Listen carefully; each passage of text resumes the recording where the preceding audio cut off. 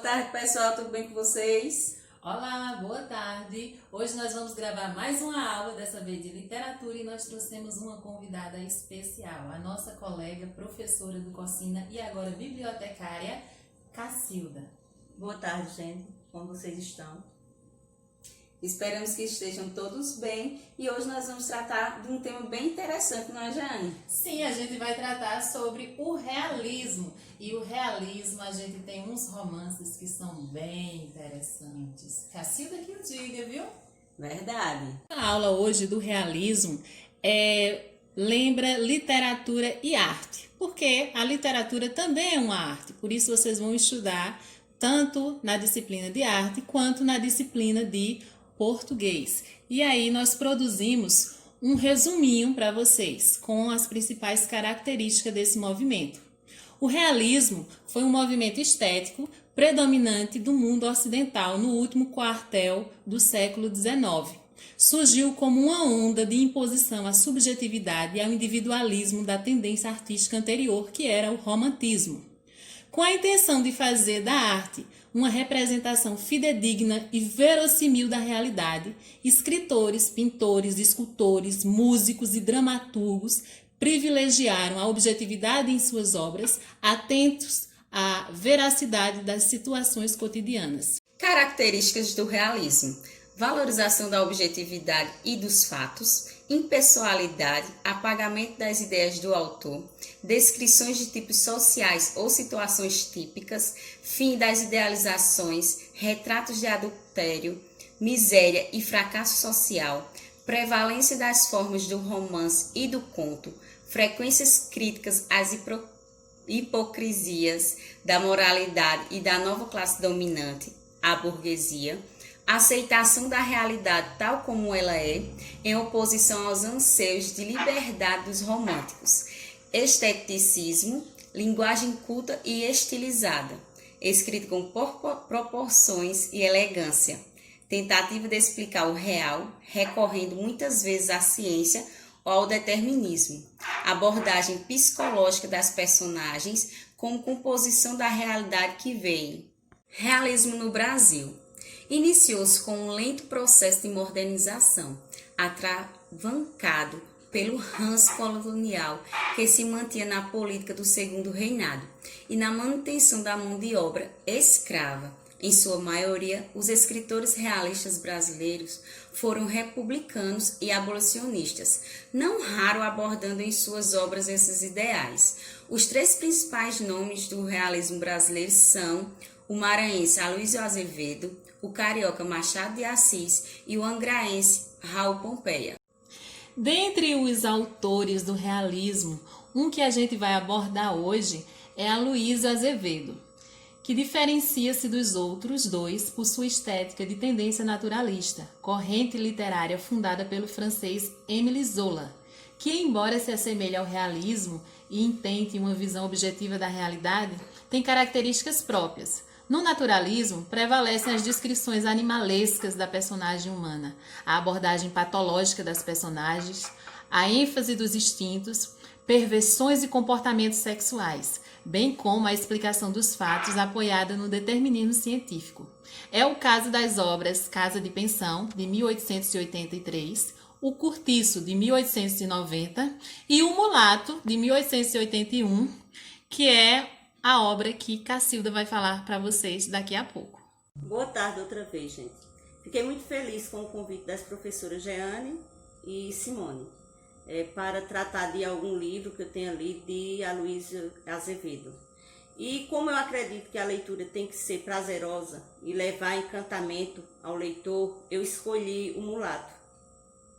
O Mulato, ele narra a história de Raimundo, o filho bastardo de José, com a sua escrava Domingas. José, ele era um fazendeiro de São Luís do Maranhão e ele levava uma vida dupla. Ele tentava levar a vida entre o amor de Quitéria, que era a esposa oficial, e Domingas, que era a escrava amante. E desse relacionamento nasceu Raimundo. E José, ele tratava Raimundo como um filho legítimo e se incomodava Quitéria. O que Quitéria fez? Quitéria tramou uma emboscada para Domingas e mandou dar uma surra.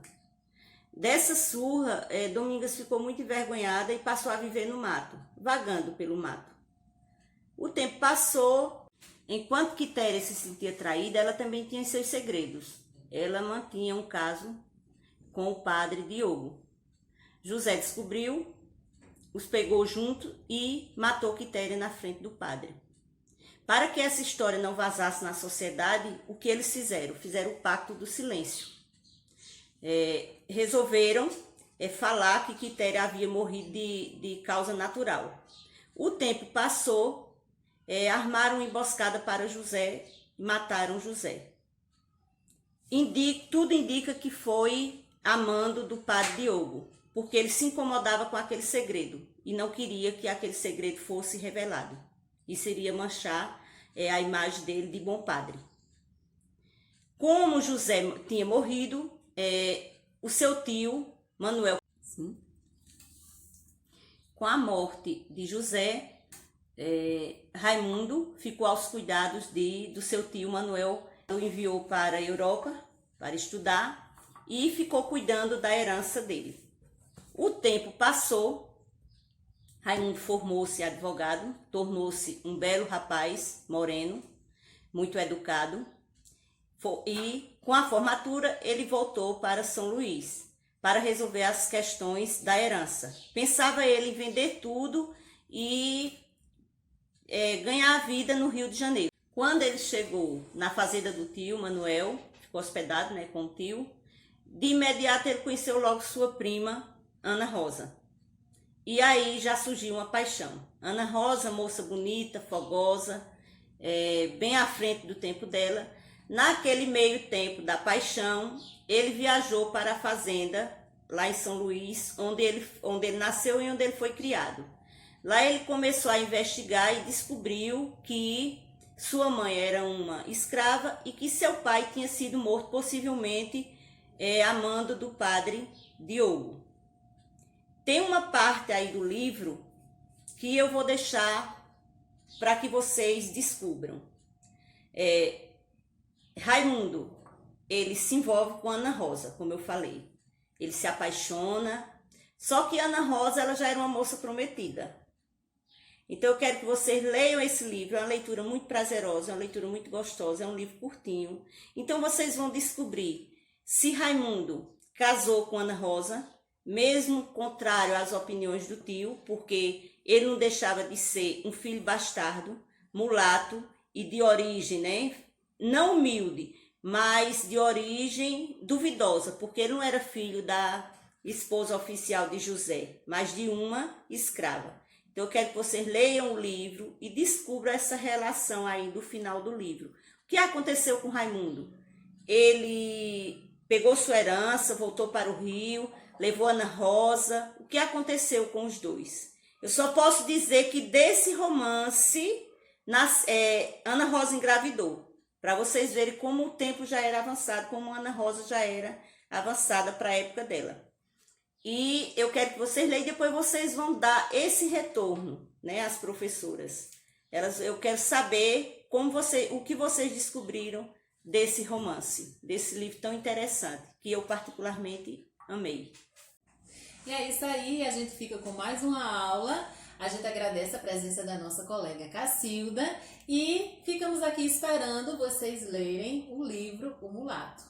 É verdade. Mais uma vez, obrigada. Cacilda, obrigada por ter composto aqui a nossa aula. Foi muito prazerosa. E esperamos o feedback de vocês. Eu que agradeço às meninas o convite e espero que vocês de fato leiam o livro para saber o final da história.